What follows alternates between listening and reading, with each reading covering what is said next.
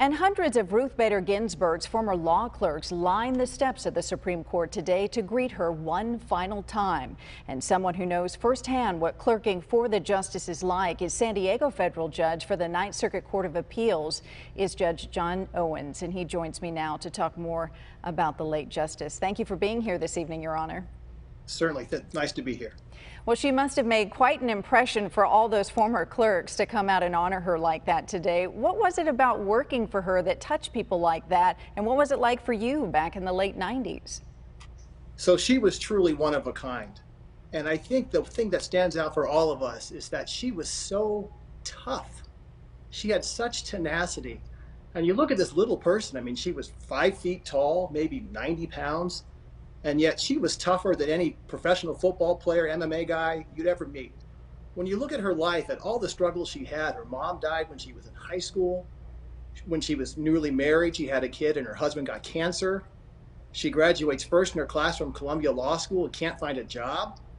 And then when she makes it to the Supreme Court of the United States, she's fighting cancer on and off for 20 years. And yet despite all of that, she never quit, she never stopped, and she never made excuses. And when you're working for someone like that, it really compels you to do everything you can do to get the job done. Do you have a most memorable moment with her? Well, there are many, but the one that always sticks out is the job of a law clerk is to advise the justice, give them their best advice on a particular matter, particular case. And sometimes the law clerk and the justice, they do disagree.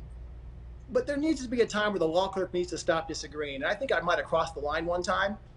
And so she told me, I remember this, I'll never forget it. She said, "John, that's great that you think about that case that way, but I'm the justice and you're not." And so obviously that put me in my place right away. The amazing thing about that was 20 years later, I told that same story to a group of law students and the justice was present. She remembered the exact case, the name of the case, and the justice who happened to disagree with her in that case. That's 20 years later, hundreds of cases in between.